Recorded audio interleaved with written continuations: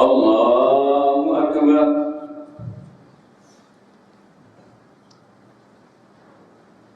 الحمد لله رب العالمين الرحمن الرحيم مالك يوم الدين إياك نعبد وإياك نستعين اهدنا الصراط المستقيم صراط الذين أنعمت عليهم غير المغضوب عليهم ولا الضالين. اتل ما أوحي إليك من الكتاب وأقم الصلاة إن الصلاة تنهى عن الفحشاء والمنكر ولذكر الله أكبر والله يعلم ما تصنعون. ولا تجادلوا أهل الكتاب إلا بالتي هي أحسن إلا الذين ظلموا منهم وقولوا آمنا بالذي أنزل إلينا وأنزل إليكم وإلهنا وإلهكم واحد ونحن له مسلمون. وكذلك أنزلنا إليك الكتاب فالذين آتيناهم الكتاب يؤمنون به ومن هؤلاء من يؤمن به وما يجحد بآياتنا إلا الكافرون. وما كنت تتلو من قبله من كتاب ولا تخطه بيمينك إذا لارتاب المبطلون. بل هو آيات بينات في صدور الذين أوتوا العلم وما يجحد بآياتنا إلا الظالمون. وقالوا لولا أنزل عليه آيات من ربه قل إنما الآيات عند الله وإنما أنا نذير مبين. أولم يكفهم أنا أنزلنا عليك الكتاب يتلى عليهم إن في ذلك لرحمة وذكرى لقوم يؤمنون. قل كفى بالله بيني وبينكم شهيدا يعلم ما في السماوات والأرض والذين آمنوا بالباطل وكفروا بالله أولئك هم الخاسرون. ويستعجلونك بالعذاب ولولا أجل مسمى لجاءهم العذاب وليأتينهم بغتة وهم لا يشعرون. يستعجلونك بالعذاب وإن جهنم لمحيطة بالكافرين. يوم يغشاهم العذاب من فوقهم ومن تحت أرجلهم ويقول ذوقوا ما كنتم تعملون. يا عبادي الذين آمنوا إن أرضي واسعة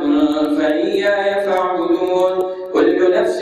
ذائقة الموت ثم إلينا ترجعون. والذين آمنوا وعملوا الصالحات لنبوئنهم من الجنة غرفا تجري من تحتها الأنهار خالدين فيها نعم أجر العاملين الذين صبروا على ربهم يتوكلون. وكأي من دابة لا تحمل رزقها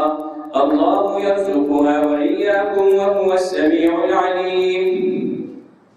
ولئن سألتهم من خلق السماوات والأرض وسخر الشمس والقمر ليقولن الله فأنى يؤفكون. الله يبسط الرزق لمن يشاء من عباده ويقدر له إن الله بكل شيء عليم. ولئن سألتهم من نزل من السماء ماء فأحيا به الأرض من بعد موتها ليقولن الله قل الحمد لله بل أكثرهم لا يعقلون. وما هذه الحياة الدنيا إلا لهو ولعب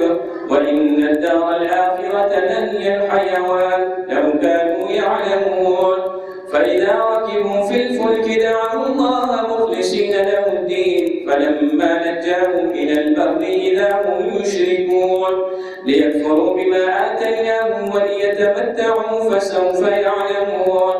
أولم يروا أنا جعلنا حرما آمنا ويتخطف الناس من حولهم أفبالباطل يؤمنون وبنعمة الله يكفرون. ومن أظلم ممن افترى على الله كذبا أو كذب بالحق لما جاءه أليس في جهنم مثوى للكافرين. والذين جاهدوا فينا لنهدينهم سبلنا وإن الله لمع المحسنين. ألف لام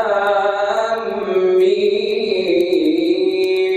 غلبت الروم في أدنى الأرض وهم من بعد غلبهم سيغلبون في بضع سنين لله الأمر من قبل ومن بعد ويومئذ يفرح المؤمنون بنصر الله ينصر من يشاء وهو العزيز الرحيم. وعد الله لا يخلف الله وعده ولكن أكثر الناس لا يعلمون ظاهرا من الحياة الدنيا وهم عن الآخرة هم غافلون. أولم يتفكروا في أنفسهم ما خلق الله السماوات والأرض وما بينهما إلا بالحق وأجل مسمى وإن كثيرا من الناس بلقاء ربهم لكافرون. أولم يسيروا في الأرض فينظروا كيف كان عاقبة الذين من قبلهم كانوا أشد منهم قوة وأثاروا الأرض وعمروها أكثر مما عمروها وجاءتهم رسلهم بالبينات فما كان الله ليظلمهم ولكن كانوا أنفسهم يظلمون. ثم كان عاقبة الذين أساءوا السوء أن كذبوا بآيات الله وكانوا بها يستهزئون. الله يبدأ الخلق ثم يعيده ثم إليه ترجعون. ويوم تقوم الساعة يبلس المجرمون ولم يكن لهم من شركائهم شفعاء وكانوا بشركائهم كافرين. ويوم تقوم الساعة يومئذ يتفرقون فأما الذين آمنوا وعملوا الصالحات فهم في روضة يحبرون وأما الذين كفروا وكذبوا بآياتنا ولقاء الآخرة فأولئك في العذاب محضرون. فسبحان الله حين تمسون وحين تصبحون وله الحمد في السماوات والأرض وعشيا وحين تظهرون. يخرج الحي من الميت ويخرج الميت من الحي ويحيي الأرض بعد موتها وكذلك تخرجون. ومن آياته أن خلقكم من تراب ثم إذا أنتم بشر تنتشرون. ومن آياته أن خلق لكم من أنفسكم أزواجا لتسكنوا إليها وجعل بينكم مودة ورحمة إن في ذلك لآيات لقوم يتفكرون. ومن آياته خلق السماوات والأرض واختلاف ألسنتكم وألوانكم إن في ذلك لآيات للعالمين. ومن آياته منامكم بالليل والنهار وابتغاؤكم من فضله إن في ذلك لآيات لقوم يسمعون. ومن آياته يريكم البرق خوفا وطمعا وينزل من السماء ماء فيحيي به الأرض بعد موتها إن في ذلك لآيات لقوم يعقلون. ومن آياته أن تقوم السماء والأرض بأمره ثم إذا دعاكم دعوة من الأرض إذا أنتم تخرجون. وله من في السماوات والأرض كل له قانتون. وهو الذي يبدأ الخلق ثم يعيده وهو أهون عليه وله المثل الأعلى في السماوات والأرض وهو العزيز الحكيم. ضرب لكم مثلا من أنفسكم هل لكم مما ملكت أيمانكم من شركاء فيما رزقناكم فأنتم فيه سواء تخافونهم كخيفتكم أنفسكم كذلك نفصل الآيات لقوم يعقلون. بل اتبع الذين ظلموا أهواءهم بغير علم فمن يهدي من أضل الله وما لهم من ناصرين. فأقم وجهك للدين حنيفا فطرة الله التي فطر الناس عليها لا تبديل لخلق الله ذلك الدين القيم ولكن أكثر الناس لا يعلمون. منيبين إليه واتقوه وأقيموا الصلاة ولا تكونوا من المشركين من الذين فرقوا دينهم وكانوا شيعا كل حزب بما لديهم فرحون وإذا مس الناس ضر دعوا ربهم منيبين إليه ثم إذا أذاقهم منه رحمة إذا فريق منهم بربهم يشركون ليكفروا بما آتيناهم فتمتعوا فسوف تعلمون أم أنزلنا عليهم سلطانا فهو يتكلم بما كانوا به يشركون وإذا أذقنا الناس رحمة فرحوا بها وإن تصبهم سيئة بما قدمت أيديهم إذا هم يقنطون أولم يروا أن الله يبسط الرزق لمن يشاء ويقدر إن في ذلك لآيات لقوم يؤمنون فآت ذا القربى حقه والمسكين وابن السبيل ذلك خير للذين يريدون وجه الله وأولئك هم المفلحون وما آتيتم من ربا ليربو في أموال الناس فلا يربو عند الله وما آتيتم من زكاة تريدون وجه الله فأولئك هم المضعفون الله الذي خلقكم ثم رزقكم ثم يميتكم ثم يحييكم هل من شركائكم من يفعل من ذلكم من شيء سبحانه وتعالى عما يشركون ظهر الفساد في البر والبحر بما كسبت أيدي الناس ليذيقهم بعض الذي عملوا لعلهم يرجعون قل سيروا في الأرض فانظروا كيف كان عاقبة الذين من قبل كان أكثرهم مشركين فأقم وجهك للدين القيم من قبل أن يأتي يوم لا مرد له من الله يومئذ يصدعون من كفر فعليه كفره ومن عمل صالحا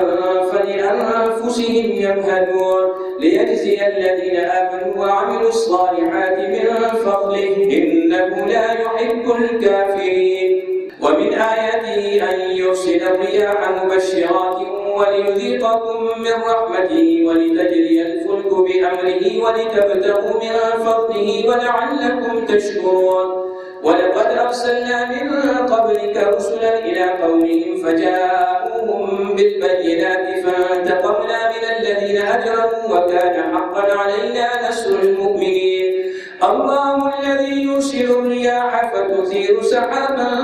فيبسطه في السماء كيف يشاء ويجعله كسفا فترى الودق يخرج من خلاله فإذا أصاب به من يشاء من عباده إذا هم يستبشرون وإن كانوا من قبل أن ينزل عليهم من قبله لمبلسين فانظر إلى آثار رحمة الله كيف يحيي الأرض بعد موتها إن ذلك لمحيي الموتى وهو على كل شيء قدير ولئن أرسلنا ريحا فرأوه مصفرا لظلوا من بعده يكفرون فإنك لا تسمع الموتى ولا تسمع الصم الدعاء إذا ولوا مدبرين وما أنت بهاد العمي عن ضلالتهم إن تسمع إلا من يؤمن بآياتنا فهم مسلمون الله الذي خلقكم من ضعف ثم جعل من بعد ضعف قوة ثم جعل من بعد قوة ضعفا وشيبة يخلق ما يشاء وهو العليم القدير ويوم تقوم الساعة يقسم المجرمون ما لبثوا غير ساعة كذلك كانوا يؤفكون وقال الذين أوتوا العلم والإيمان لقد لبثتم في كتاب الله إلى يوم البعث فهذا يوم البعث ولكنكم كنتم لا تعلمون فيومئذ لا ينفع الذين ظلموا معذرتهم ولا هم يستعتبون. ولقد ضربنا للناس في هذا القرآن من كل مثل ولئن جئتهم بآية ليقولن الذين كفروا إن أنتم إلا مبطلون. كذلك يطبع الله على قلوب الذين لا يعلمون. فاصبر إن وعد الله حق ولا يستخفنك الذين لا يوقنون. ألف لام ميم تلك آيات الكتاب الحكيم هدى ورحمة للمحسنين الذين يقيمون الصلاة ويؤتون الزكاة وهم بالآخرة هم يوقنون. أولئك على هدى من ربهم وأولئك هم المفلحون. ومن الناس من يشتري لهو الحديث ليضل عن سبيل الله بغير علم ويتخذها هزوا أولئك لهم عذاب مهين. وإذا تتلى عليه آياتنا ولى مستكبرا كأن لم يسمعها كأن في أذنيه وقرا فبشره بعذاب أليم. إن الذين آمنوا وعملوا الصالحات لهم جنات النعيم خالدين فيها وعد الله حقا وهو العزيز الحكيم. خلق السماوات بغير عمد ترونها وألقى في الأرض رواسي أن تميد بكم وبث فيها من كل دابة وأنزلنا من السماء ماء فأنبتنا فيها من كل زوج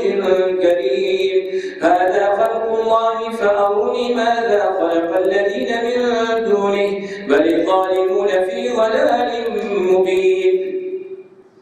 ولقد آتينا لقمان الحكمة أن اشكر لله ومن يشكر فإنما يشكر لنفسه ومن كفر فإن الله غني حميد.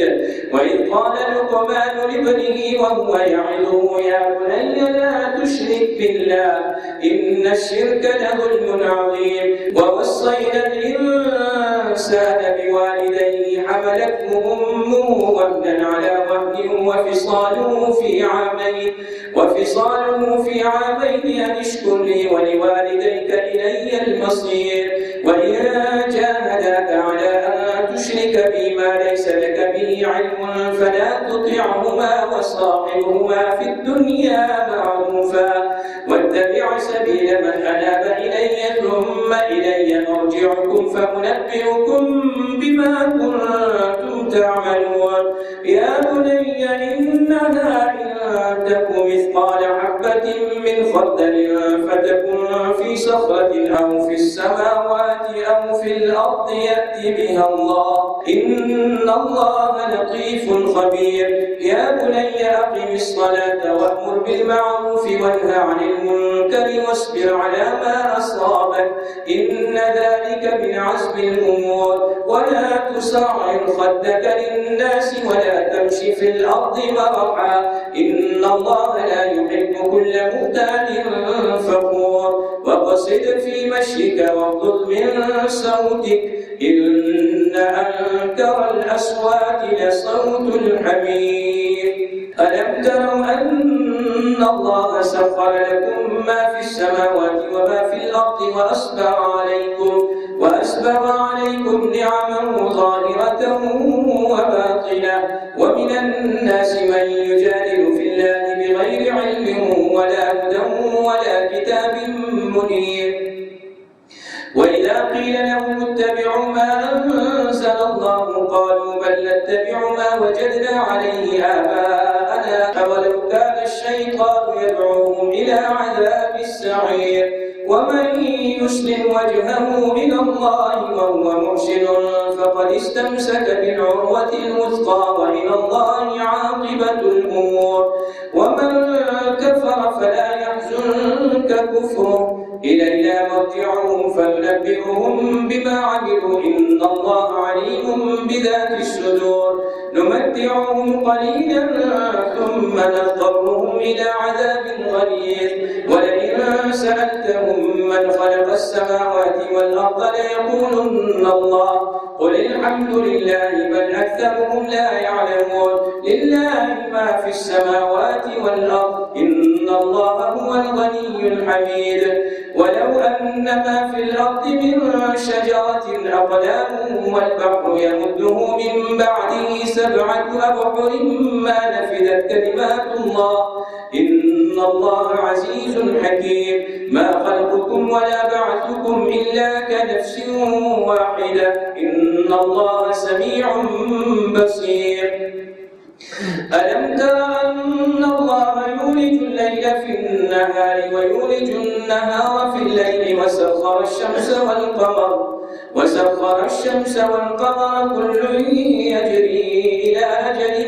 مسمى وأن الله بما تعملون خبير ذلك بأن الله هو الحق وأن ما يدعون من دونه الباطل وأن الله هو العلي الكبير ألم تر أن الفلك تجري في البحر بنعمة الله ليريكم من آياته إن في ذلك لآيات لكل صبار شكور وإذا غشيهم موج كالظلل دعوا الله مخلصين له الدين فلما نجاهم إلى البر فمنهم مقتصد وما يجحد بآياتنا إلا كل ختار كفور يا أيها الناس اتقوا ربكم واخشوا يوما لا يجزي والد عن ولده ولا مولود هو جاز عن والده شيئا إن بعد الله حق فلا تغرنكم الحياة الدنيا ولا يغرنكم بالله الغرور إن الله عنده علم الساعة وينزل الغيث ويعلم ما في الأرحام وما تدري نفس ماذا تكسب غدا وما تدري نفس بأي أرض تموت إن الله عليم خبير ألف لام ميم تنزيل الكتاب لا ريب فيه من رب العالمين أم يقولون افتراه بل هو الحق من ربك لتنذر قوما ما أتاهم من نذير من قبلك لعلهم يهتدون الله الذي خلق السماوات والأرض وما بينهما في 6 أيام ثم استوى على العرش ما لكم من دونه من ولي ولا شفيع أفلا تتذكرون يدبر الأمر من السماء إلى الأرض ثم يعرج إليه في يوم كان مقداره 1000 سنة مما تعدون ذلك عالم الغيب والشهادة العزيز الرحيم الذي أحسن كل شيء خلقه وبدأ خلق الإنسان من طين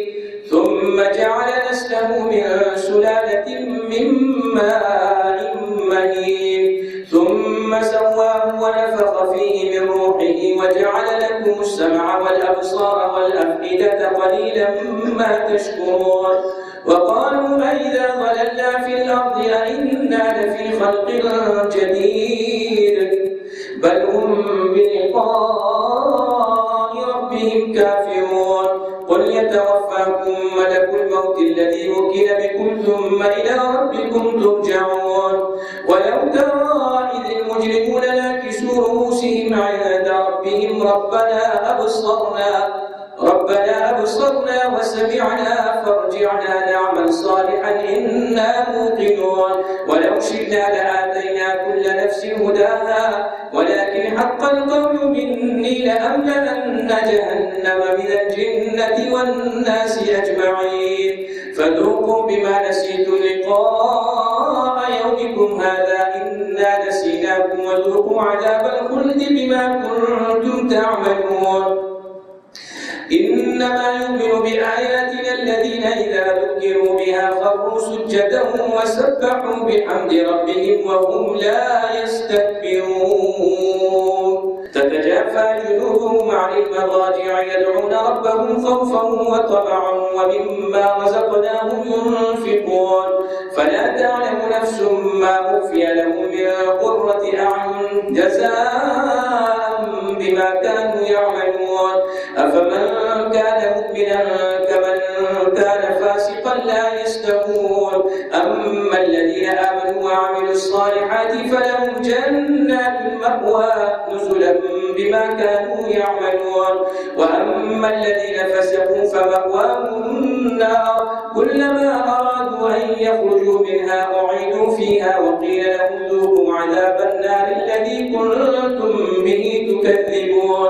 ولنذيقنهم من العذاب الأدنى دون العذاب الأكبر لعلهم يرجعون ومن أظلم ممن ذكر بآيات ربه ثم أعرض عنها إنا من المجرمين منتقمون ولقد آتينا موسى الكتاب فلا تكن في مرية من لقائه وجعلناه هدى لبني إسرائيل وجعلنا منهم أئمة يهدون بأمرنا لما صبروا وكانوا بآياتنا يوقنون إن ربك هو يفصل بينهم يوم القيامة فيما كانوا فيه يختلفون أولم يهد لهم كم أهلكنا من قبلهم من القرون يمشون في مساكنهم إن في ذلك لآيات أفلا يسمعون أولم يروا أنا نسوق الماء إلى الأرض الجرز فنخرج به زرعا تأكل منه أنعامهم وأنفسهم أفلا يبصرون ويقولون متى هذا الفتح إن كنتم صادقين قل يوم الفتح لا ينفع الذين كفروا إيمانهم ولا هم ينظرون فأعرض عنهم وانتظر إنهم منتظرون يا أيها النبي اتق الله ولا تطع الكافرين والمنافقين إن الله كان عليما حكيما واتبع ما يوحى إليك من ربك إن الله كان بما تعملون خبيرا وتوكل على الله وكفى بالله وكيلا ما جعل الله لرجل من قلبين في جوفه وما جعل أزواجكم اللائي تظاهرون منهن أمهاتكم وما جعل أدعياءكم أبناءكم ذلكم قولكم بأفواهكم والله يقول الحق وهو يهدي السبيل ادعوهم لآبائهم هو أقسط عند الله فإن لم تعلموا آباءهم فإخوانكم في الدين ومواليكم وليس عليكم جناح فيما أخطأتم به ولكن ما تعمدت قلوبكم وكان الله غفورا رحيما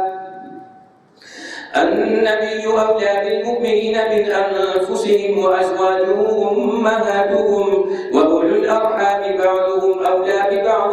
في كتاب الله من المؤمنين والمهاجرين إلا أن تفعلوا إلى أوليائكم معروفا كان ذلك في الكتاب مسطورا وإذ أخذنا من النبيين ميثاقهم ومنك ومن نوح وإبراهيم وموسى وعيسى ابن مريم وأخذنا منهم ميثاقا غليظا ليسأل الصادقين عن صدقهم وأعد للكافرين عذابا أليما يا أيها الذين آمنوا اذكروا نعمة الله عليكم إذ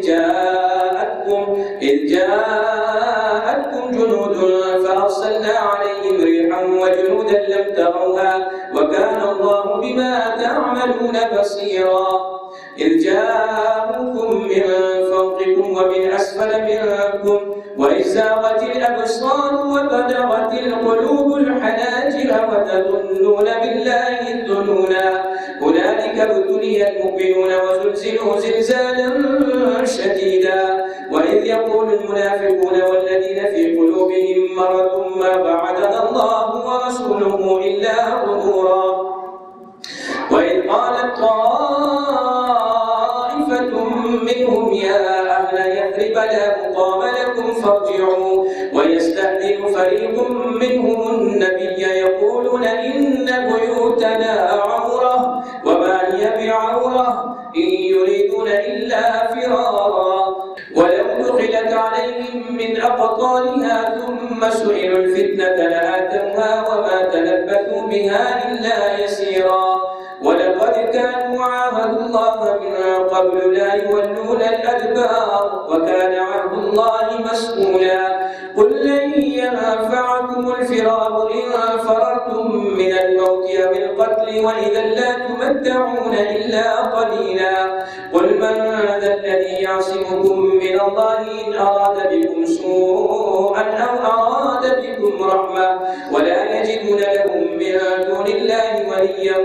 ولا نصيرا قد يعلم الله المعوقين منكم والقائلين لإخوانهم هلم إلينا ولا يأتون البأس إلا قليلا أشحة عليكم فإذا جاء الخوف رأيتهم ينظرون إليك تدور أعينهم كالذي يغشى عليه من الموت فإذا ذهب الخوف سلقوكم بألسنة حداد أشحة على الخير أولئك لم يؤمنوا فأحبط الله أعمالهم وكان ذلك على الله يسيرا يحسبون الأحزاب لم يذهبوا وإن يأتي الأحزاب يودوا لو أنهم بادون في الأعراب يسألون عن أنبائكم ولو كانوا فيكم ما قاتلوا إلا قليلا لقد كان لكم في رسول الله أسوة حسنة لمن كان يرجو الله واليوم الآخر وذكر الله كثيرا ولما رأى المؤمنون الأحزاب قالوا هذا ما وعدنا الله ورسوله وصدق الله ورسوله وما زادهم إلا إيمانا وتسليما من المؤمنين رجال صدقوا ما عاهدوا الله عليه فمنهم من قضى نحبه ومنهم من ينتظر وما بدلوا تبديلا ليجزي الله الصادقين بصدقهم ويعذب المنافقين إن شاء أو يتوب عليهم إن الله كان غفورا رحيما ورد الله الذين كفروا بغيظهم لم ينالوا خيرا وكفى الله المؤمنين القتال وكان الله قويا عزيزا وأنزل الذين ظاهروهم من أهل الكتاب من صياصيهم وقذف في قلوبهم الرعب فريقا تقتلون وتأسرون فريقا وأورثكم أرضهم وديارهم وأموالهم وأرضا لم تطئوها وكان الله على كل شيء قديرا يا أيها النبي قل لأزواجك إن كنتن تردن الحياة الدنيا وزينتها فتعالين أمتعكن وأسرحكن سراحا جميلا وإن كنتن تردن الله ورسوله والدار الآخرة فإن الله أعد للمحسنات منكن أجرا عظيما يا نساء النبي من يأت منكن بفاحشة مبينة يضاعف لها العذاب